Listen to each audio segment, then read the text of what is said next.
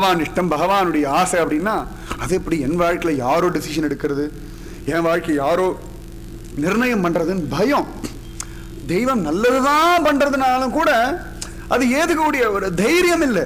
தன் வாழ்க்கை, தன் மனசு, தன்னுடைய சுகம், லாபமோ நஷ்டமோ நான் பார்த்துக்கிறேன், கஷ்டமோ துக்கமோ நான் பார்த்துக்கிறேன், இப்படிதான் நமக்கு அகம்பாவம் இருக்கு. சரி, பகவான் பார்த்துக்கிறான்ற ஒரு நம்பிக்கையெல்லாம் கிடையாது.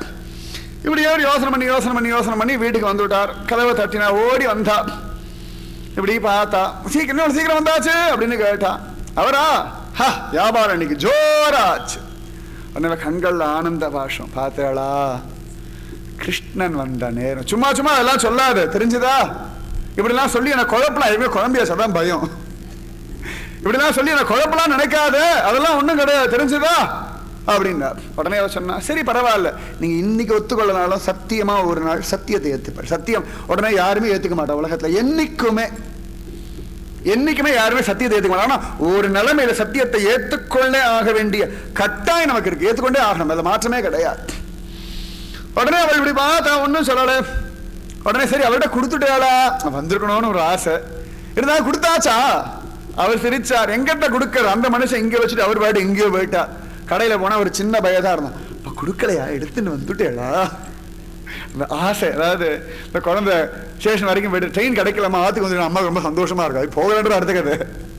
இந்த குட்டி குழந்தை கூட இருக்கிறது அம்மாவுக்கு அந்த ஒரு நிமிஷம் சந்தோஷம் தானே. அந்த மாதிரி கொண்டு வந்துட்டாளா? உடனே சிரிச்சார். அவ்வளவு உனக்கு என்ன அவ்வளவு ஆசை? இது அடுத்தவா வீட்டு பொருள் தெரிஞ்சா, அடுத்தவா வீட்டு பொருளோ இல்லையோ கொண்டு வந்தாச்சா, இந்தா அப்படி கொடுக்கிறார். அழகா தர ஆசை. அதுக்கு நடுவில் ஒரு துணி அதுக்கு மேலே வச்சுருக்கார்.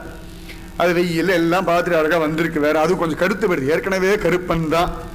இங்க மேலால் பறந்த வெயில் காப்பான் வினதை சிறுவன் சிறகென்னும் மேலாப்பின் கீழ் வருவானை விருந்தாவனத்தே கண்டோம் என்ற மாதிரி இது விளையாடினா மேல அப்படி வருவார்.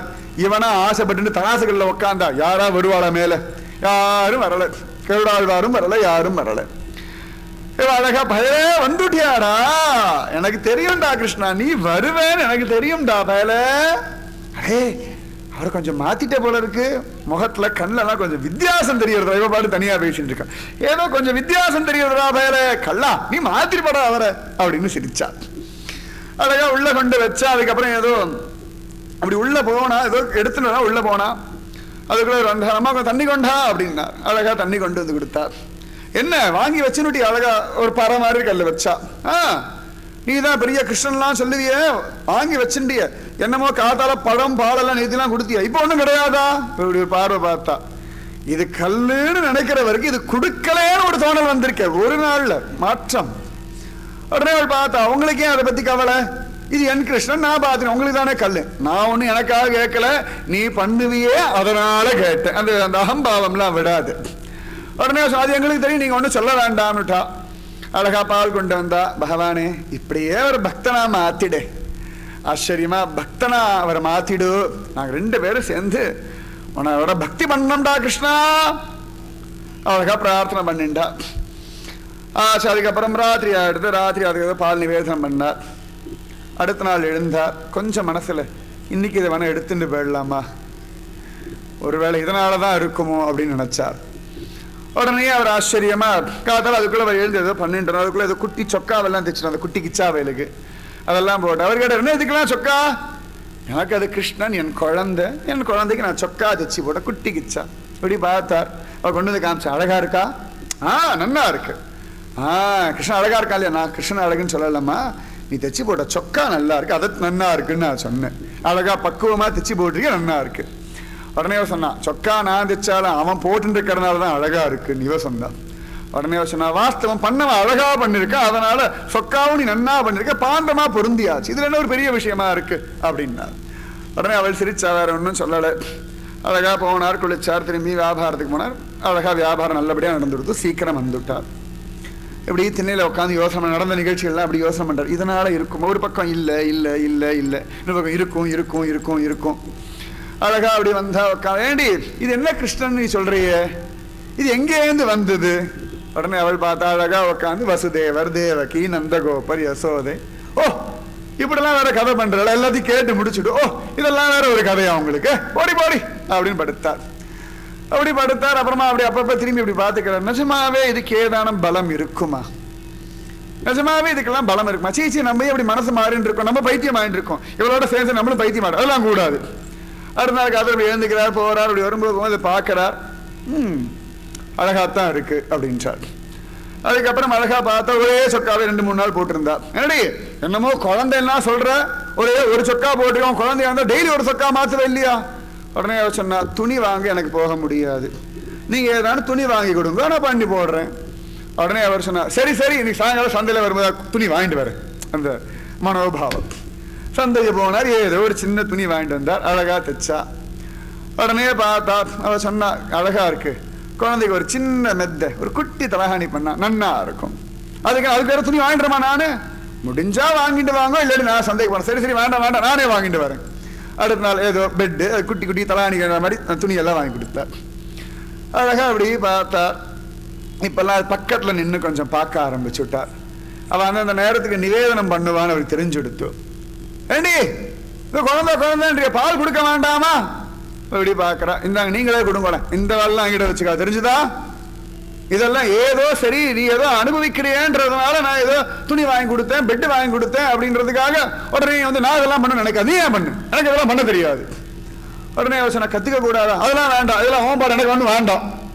சரி அழகா இப்படி பாக்குறாரு, இப்படி காமிக்கிறது குடிக்கிறதா, பின்னாலே எட்டி பாக்குறாரு, இது குடிக்கிற மாதிரி தெரியலையே. அவன் சொன்ன, எனக்கு தெரிகிறது, அவன் குடிக்கிறானா இல்லையான்னு எனக்கு தெரிகிறது. ஒரு குழந்தை பால் குடிக்கிறதா இல்லைன்னு அம்மாவுக்கு தெரியுமே. அப்பா தூரதான் வேடிக்கை பார்த்தா குழந்தை பால் குடிக்கிறதா இல்லைன்னு கேள்வி கேட்பா. ஆனா அம்மாவுக்கு நன்னா உணர முடியுமா இல்லையா பால் குடிக்கிறது? எனக்கு உணர முடியாது. அப்படியா? அப்படி எல்லாம் பார்க்கறார். அழகா அதுக்கு சொக்கா பண்ணி போட்டா. சரி ஏதோ அப்படி பண்றா. இப்ப வியாபாரம் கொஞ்சம் கொஞ்சமா அப்படி பெருசாயிட்டு இருக்கு. நல்லா இப்ப அழகா ஒரு இடத்துல காய்கறி கடை வைக்காம 4-5 நாள் இப்படி கொஞ்சம் கொஞ்சமா மாச கணக்குல அவர் வரவே இல்லை. இந்த கிருஷ்ணனை விட்டுட்டு போனவர் பல நாட்கள் ஆயாச்சு, மாச கணக்காயிருக்கு, அவர் வரவே இல்லை. இவர் கொஞ்சம் கொஞ்சமா அப்படி கிருஷ்ணா கிருஷ்ணா சொன்னா, நீங்களும் கொஞ்சம் கிருஷ்ணா சொல்லி பாருங்க. அதெல்லாம் சொல்ல முடியாதுடி அப்படின்ட்டார். முன்னாடிலாம் சிலைன்னு சொன்னா, அப்புறம் குழந்தைன்னார். இப்ப என்னடி கிருஷ்ணனுக்கு சாப்பாடு கொடுத்தியா? வீட்டுல யாரும் குழந்தைகள் கிடையாது, 2 பேருக்கும். அதனால கிருஷ்ணனுக்கு சாப்பாடு கொடுத்தியா? பார்த்தா கொஞ்சம் கொஞ்சமா பையன் தன் பக்கம் இழுக்கிறது தானே தெய்வம். அதான் ரொம்ப அழகா சமத்தா நமக்கு வலிக்காம பக்தி பண்ண வைப்பான். நன்னா ஞாபகம் வச்சுக்கோங்க. நம்மளை கஷ்டப்படுத்தி படாத பாடுபடுத்திலாம் ஒரு பக்தி பண்ண வைக்க தெய்வத்துக்கு தெரியாது. தொட்டதுக்கெல்லாம் தெய்வம் என்ன கஷ்டப்படுத்துன்னு மறந்தும் சொல்லாதீங்க. தெய்வத்தை கஷ்டப்படுத்தி என்ன போறது? ஒரு பெத்த தாய் ராத்திரியா இருந்தா குழந்தை நன்னா கிள்ளி விட்டு வீல்னு அழு, அச்சோ அப்புறம் நான் தாளாட்டு பாடுறேன், அப்பதான் எல்லாருக்கும் நான் உன்னை கொண்டாடுறேன்னு தெரியும் ஆசைப்படுவாளா? சாதாரணமா அழுதாலே அம்மாவுக்கு தாங்க. அவளே ஒரு கிள்ளி விட்டு பிள்ளையும் கிள்ளி விட்டு தொட்டிலாம் ஆட்டி விடுறவளா அம்மா? வாசகம் சொல்றோம், அடுத்தவா பண்ணுவா, பெத்த அம்மா பண்ணுவாளா? பகவான் ஒரு நாளும் யாரையுமே எந்த காரணம் கொண்டு கஷ்டப்படுத்துறது இல்லை. நன்னா ஞாபகம் வச்சுக்கோங்க. ஏதோ நம்ம பண்ண கர்மா கஷ்டத்தை அனுபவிக்கிறோம். அந்த கஷ்டத்துலேயும் தெய்வம் நம்மளை காப்பாத்திட்டு ஒரு நாளும் எந்த காரணத்தை கொண்டு தெய்வம் நம்மளை கஷ்டப்படுத்துறதே கிடையாது, கிடையவே கிடையாது. திருடமா பூரணமா நம்புங்கோ. பக்தி தோத்து போகாது, நாமஜபம் தோத்து போகாது, பகவான் அனுகிரகம் ஒரு நாளும் தோத்து போகவே போகாது. ஆச்சரியமா இப்ப அப்படி கிருஷ்ணன் சொல்ல ஆரம்பிச்சார். அதுக்கப்புறம் அந்த கடையெல்லாம் கொஞ்சம் அப்படி பெருசாகிறது, சொந்தமா கடை வச்சுட்டா. பார்த்தா நிஜமா இப்பெல்லாம் சரி இவனால தான் நான் இவ்வளவு தூரம் வாழ்க்கையில வந்திருக்கேன் அப்படின்னு ஒரு நம்பிக்கை. இப்ப அவரே அதுக்கு நிவேதனம், அதுக்கு பழம் வாங்கிட்டு வர்றது, மாலைக்கு ஏதான பூ வாங்கிட்டு வர்றது. ஒவ்வொரு நாளும் இந்த பழம் வாங்கிட்டு வந்தேன்டி, இதை கொடு அப்படின்னு வா. ஓ கிருஷ்ணனுக்காகவா? எனக்கு சாப்பிட பிடிக்கும், நீ அவனுக்கு எதாவது பண்ணணும்னு அதனால அவனுக்கு பண்ணிட்டு எனக்கு கொடுப்ப இல்லையா, அதனாலதான். இப்படி எல்லாம் சொல்லி சொல்லி கொஞ்சம் கொஞ்சமா அப்படி இந்த கிருஷ்ணா கிருஷ்ணா கிருஷ்ணா கிருஷ்ணா இப்பெல்லாம் உட்காந்தாலும் எழுந்தாலும் அவரோட சேர்ந்து கிருஷ்ணா கிருஷ்ணா காத்தால எழுந்து இந்த கையை கூப்புற பழக்கம் எல்லாம் வந்துடுது. அஞ்சலி பரமமுத்ரா க்ஷிப்ரம் பவதி தேவ பிரசாதனி. அழகா கருட புராணம் சொல்றது, பகவான் முன்னாடி கை கூப்பியாச்சு அப்படின்னா நிஜமாவே பரமமுத்ரை, இது மோட்சம் வரைக்கும் சம்பாதிச்சு கொடுக்கும்னு கருட புராணம் சொல்றது. அதனால பகவான் முன்னாடி கை கூப்பினாலே போதும், பெரிய அனுகிரகம் சத்தியமா உண்டு, தோத்து போகாது. பகவானுடைய காருண்யம் ஒரு நாளும் ஒரு இடத்துலையும் கிஞ்சித்து கூட தோத்து போகாது. பகவான் கருணாசாகரம், தோத்து போக விடமாட்டான் தன் குழந்தைகளை. ஆச்சரியமா இப்படியே கொஞ்சம் கொஞ்சமா இப்படி கிருஷ்ணா கிருஷ்ணான்னு சொல்ல ஆரம்பிச்சா. கையை கூப்பி அவன் கதையெல்லாம் கேட்க ஆரம்பிச்சார். இப்போ அவரும் சேர்ந்து அடே கிருஷ்ணா என்னோட பேசேன்டா, ஏண்டி உங்ககிட்ட மட்டும் பேசுறான், உங்ககிட்ட மட்டும் விளையாடுறான்ற, எனக்கு ஒன்றும் தெரியலையே. எல்லாம் இவர் அழகா ஒவ்வொன்னா சொல்றார். அவளும் ஆச்சரியமா எல்லாம் அனுபவிக்கிறார். இப்படி நல்லா அவர் கொஞ்சம் கொஞ்சமா அப்படி பக்குவமாயிட்டு வந்துட்டு இருக்கார். அந்த சமயத்துல அந்த விக்கிரகத்தை மறந்து போனவர் வந்துட்டார். சரியா வந்தாச்சு. இவர் இவ்வளவு தூரம் அழகா மாறி சரி இனிமேல் கிருஷ்ணன் ஒரு ஸ்திதிக்கு அவர் வரார். அவர் சரியா வந்துட்டார். வந்துட்டு அவருக்கு பயம் வேற, ஏற்கனவே வாயை கொடுத்து மாட்டின்றோம். இங்க வேற என் கிருஷ்ணனை விட்டாள்னா அதான் சண்டை போடுவாங்க பயந்துண்டு. அப்புறம் அவர் வெளில கரெக்டா அவர் வரவும் இவர் போகவும் சரியா இருக்கார். நாங்கள் என் பொருளை ஏதையான விட்டுட்டு போயிட்டானா உடனே கையை கூப்பி வாங்கோன்னு கூப்பிட்டு உட்கார வச்சு, இல்லை பரவாயில்ல நான் தானோ ஏடா கூடமா பேசுகிறோம், உங்களுக்கு பிடிக்காது பரவாயில்ல அப்படின்னு அவர் சொன்னார். கையை கூப்பிண்டார். நீங்கள் விட்டுட்டு போன பொருள் பத்திரமா என்ன காப்பாத்தின்னு இருக்கு, நான் அதை காப்பாத்துறேன்னு சொல்லலை. இந்த பக்குவம் வந்துடுத்து. நீங்கள் எதை விட்டுட்டு போனேளோ அது என்ன காப்பாத்தின்னு இருக்குன்னு அவர் சொன்னார். நான் என்ன விட்டுட்டு போனேன் அப்படின்னு அவருக்கு இழுத்தார். இந்த கிருஷ்ணனைத்தானே. உடனே அவரும் ஆமா நீங்க இவ்வளவு தூரம் மாறிட்டாளா, அவன் மாத்திட்டான். உடனே அவர் கையை பிடிச்சு ஓன்னு எழுதார். இவன் வந்ததுக்கு அப்புறம் நான் ரொம்ப சந்தோஷமா இருக்கேன், ரொம்ப நிம்மதியா இருக்கேன்.